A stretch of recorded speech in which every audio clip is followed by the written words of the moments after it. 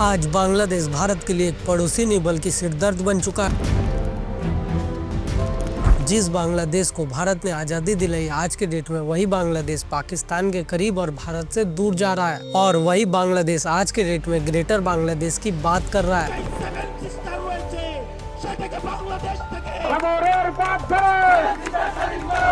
सवाल ये नहीं है कि आज के डेट में बांग्लादेश में दंगे क्यों हो रहे हैं, बल्कि सवाल ये है कि बांग्लादेश में एंटी इंडिया सेंटीमेंट बढ़ क्यों रहा है और इसका सबसे ज्यादा फायदा आज के डेट में किसको हो रहा है। पिछले कुछ दिनों में बांग्लादेश में बहुत ही बड़े पैमाने पे विरोध प्रदर्शन हुआ।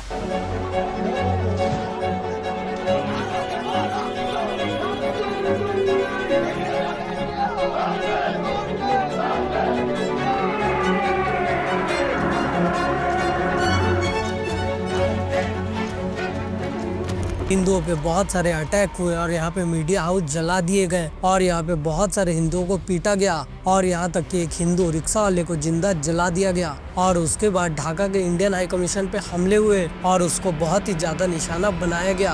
आज के डेट में इंटरनेट के ऊपर बहुत सारे वीडियो वायरल हो रहे हैं जहाँ पे बांग्लादेश के लोग नॉर्थ ईस्ट को इंडिया से काटने की बात कर रहे हैं और सिल्लीगुड़ी के कॉरिडोर यानी कि हमारे चिकन नेक को इंडिया से काटने की धमकियां मिल रही है और भारत के 7 सिस्टर को भारत से अलग करने के नारे लग रहे हैं। और ये सारी चीजें आज के डेट में बांग्लादेश में हो रही है और आप जान के हैरान हो जाओगे कि ये सारी चीजें रैंडम लोग नहीं बोल रहे। ये बातें वहाँ के स्टूडेंट लीडर, पॉलिटिकल वॉइस और बहुत सारे ऑर्गेनाइज ग्रुप की ओर से आ रही है। आज के डेट में बहुत सारे लोग बोल रहे हैं कि ये सारी चीजें इंटरनेट का प्रोपोगेंडा है, लेकिन सच्चाई है कि बांग्लादेश के नेताओं के द्वारा पाकिस्तान के जनरल को ऐसी किताब गिफ्ट की गई जिसमें कि इंडिया के नॉर्थ ईस्ट बांग्लादेश का हिस्सा दिखाया गया और म्यांमार के रोहिंग्या इशू के साथ एक अलग नेशन की बात हुई। और ये विस्तारवादी सोच सिर्फ भारत तक सीमित नहीं है। इसका मतलब बिल्कुल से साफ है कि ग्रेटर बांग्लादेश एक आइडिया नहीं बल्कि एक आइडियोलॉजी है। 2024 में बांग्लादेश की पीएम शेख हसीना को अपना देश छोड़ के भारत आना पड़ा और इंडिया ने वही किया जो हमेशा से करते आया है। उसने दलाई लामा को पहले भी शेल्टर दिया था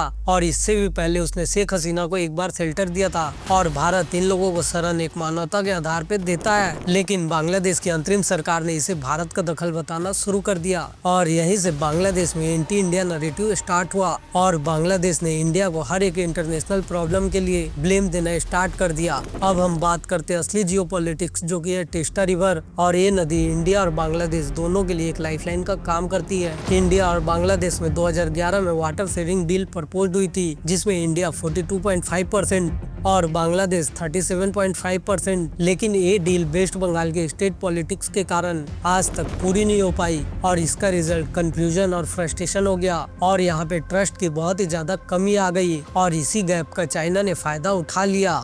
चाइना ने बांग्लादेश में $1 बिलियन इन्वेस्टमेंट का प्रपोजल दिया। बहुत बड़े बड़े पोर्ट, बहुत ही ज्यादा सस्ते लोन और बहुत बड़े बड़े इंफ्रा के प्रोजेक्ट बनाने के चाइना ने ऑफर किया। आज के डेट में चीन की 30 से ज्यादा कंपनी बांग्लादेश में $1 बिलियन इन्वेस्टमेंट को तैयार है। जबकि आप एक बात सोचो, बांग्लादेश आज के डेट में पॉलिटिकली अनस्टेबल है और चाइना आज के डेट में ऐसा क्यों कर रहा है? क्योंकि चाइना को इंडिया के बहुत ज्यादा करीब आना है और चाइना को इंडिया के नॉर्थ ईस्ट के कनेक्टिविटी पे बहुत ही ज्यादा दबाव बनाना है और चाइना बांग्लादेश को कर्ज के जाल में फंसाना चाहता है। और यही एक रीजन है कि टेस्टा रिवर के प्रोजेक्ट में चाइना आज के डेट में अपना इंटरेस्ट दिखा रहा है। बांग्लादेश में माइनॉरिटी की आबादी हर साल कम हो रही है। यहाँ पे हिंदुओं पे बहुत ही ज्यादा अटैक किया जा रहा है और यहाँ पे विक्टिम को ही ब्लेम कर दिया जाता है। इनके देश में अल्पसंख्यक के लिए ना ही कोई कानून है ना मंत्रालय। पत्रकारों पे बहुत ही ज्यादा दबाव है और उसके बाद प्रेस की आजादी यहाँ पे खत्म हो गई है और ये वही पैटर्न है जो हमने 1971 के पहले देखा था। अब हम बात करते हैं आखिर इंडिया के लिए खतरा क्या है। इंडिया पाकिस्तान के साथ 3200 किलोमीटर का बॉर्डर शेयर करता है और चाइना का बॉर्डर है 3400 किलोमीटर का। बांग्लादेश का बॉर्डर है 4100 किलोमीटर का और बांग्लादेश के 850 किलोमीटर के बॉर्डर अनसेफ है। आज तक यहाँ पे फेसिंग नहीं की गई है और यहाँ से अवैध घुसपैठ का खतरा बना रहता है और यहाँ से कट्टरपंथी लोगों की एंट्री का जोखिम है। और अगर बांग्लादेश पूरी तरीके से अनस्टेबल रहेगा तो इसका असर सीधा के सीधे इंडिया पे पड़ेगा। अब हम बात करते हैं आखिर सॉल्यूशन क्या है और इंडिया क्या कर सकता है। है। कलादान का मल्टी मॉडल ट्रांजिट प्रोजेक्ट और सिल्लीगुड़ी का कॉरिडोर बाईपास बहुत ही जल्दी बनाना पड़ेगा और इंडिया आज के डेट में ऑलरेडी काम कर रहा है। कोलकाता, म्यांमार और मिजोरम 2027 तक चालू होने की उम्मीद है। दूसरा सॉल्यूशन, इंडिया डिप्लोमेटिक प्रेशर बना सकता है। बकाया के भुगतान के लिए अंतर्राष्ट्रीय मंचों पे आवाज उठाना पड़ेगा और इंटरनेशनल फोरम पे बांग्लादेश की अनस्टेबिलिटी को एक्सपोज करना पड़ेगा।